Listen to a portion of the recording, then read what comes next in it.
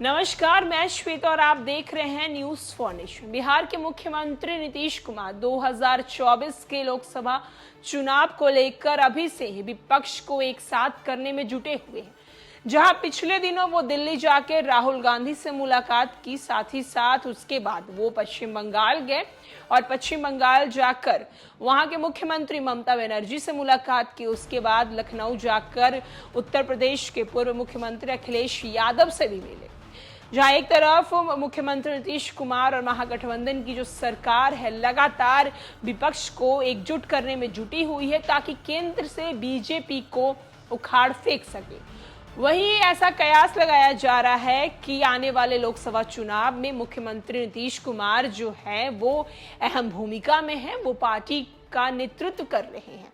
लेकिन ये बात मुख्यमंत्री नीतीश कुमार कई बार बोल चुके हैं कि वो पीएम पद के उम्मीदवार नहीं है, लेकिन उनके ही खेमे से ये बार बार खबर आते रहती है। बार बार उनके ही कई नेता और विधायक बोलते हैं कि पीएम पद के अगर उम्मीदवार रहेंगे तो मुख्यमंत्री नीतीश कुमार ही रहेंगे। क्या कुछ आने वाले चुनाव में होगा, कौन पीएम पद के उम्मीदवार रहेंगे, तो आने वाले दिनों की तस्वीरें बताएंगी। लेकिन हाँ, मुख्यमंत्री नीतीश कुमार की अब जो तुलना है वो चंद्रबाबू नायडू से होने लगी है। टीडीपी नेता और आंध्र प्रदेश के पूर्व मुख्यमंत्री एन चंद्रबाबू नायडू ने एक बार फिर से प्रधानमंत्री नरेंद्र मोदी की तारीफ में कसीदे पढ़ने शुरू कर दिए हैं। हाल ही में एक टीवी डिबेट में जब भाजपा के साथ गठबंधन की संभावना पर उनसे सवाल किया गया तो वे बोले ये समय की बात है। नायडू यहां तक बोल गए कि वो प्रधानमंत्री नरेंद्र मोदी की नीतियों का पूर्ण समर्थन करते हैं और देश के विकास के लिए काम करने के लिए तैयार हैं। अब वो कहने लगे कि राजनीति और विकास दो विभिन्न चीजें हैं। चंद्रबाबू नायडू की ये बात 2019 में लोकसभा चुनावों से पहले उनकी कोशिशों के ठीक उलट है। तब चंद्रबाबू ने उसी तरह से बीजेपी और नरेंद्र मोदी को हराने का बीड़ा उठाया था, जैसे कि पिछले साल भाजपा से गठबंधन तोड़ने के बाद से बिहार के मुख्यमंत्री नीतीश कुमार ने उठाया हुआ है। उन्होंने चंद्रबाबू नायडू के अंजाम की याद खुद उन्हें पूर्व सहयोगी और चुनावी रणनीतिकार प्रशांत किशोर ने दिलाई है।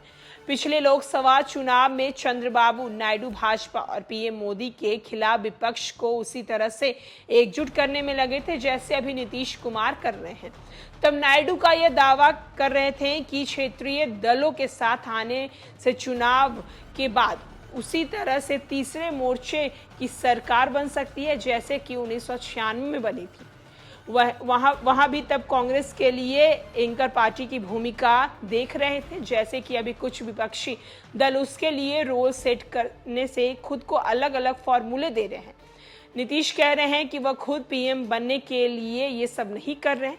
नायडू का भी कहना था कि जिस दल के पास संख्या बल होगी उसी के आधार पर प्रधानमंत्री तय होगा। चंद्रबाबू भी नीतीश की तरह विपक्षी एकता में जान फूंकने के लिए तब निकले थे जब कांग्रेस और बाकी विपक्षी दलों की चुनाव पूर्ण महागठबंधन की कोशिश से जो है नाकाम हो गई थी।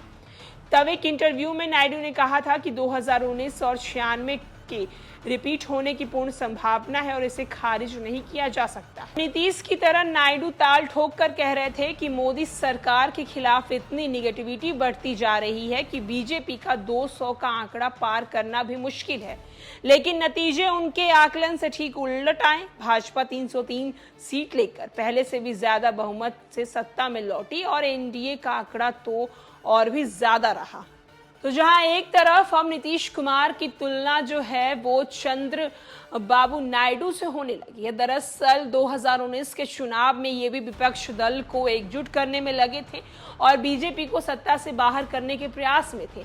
तो वहीं इस बार 2024 के चुनाव को लेकर मुख्यमंत्री नीतीश कुमार भी यही काम कर रहे हैं। लगातार वो विपक्ष को एकजुट कर रहे हैं और अहम भूमिका में खुद भी नजर आ रहे हैं ताकि 2024 के चुनाव में बीजेपी को वो सत्ता से उखाड़ फेंके।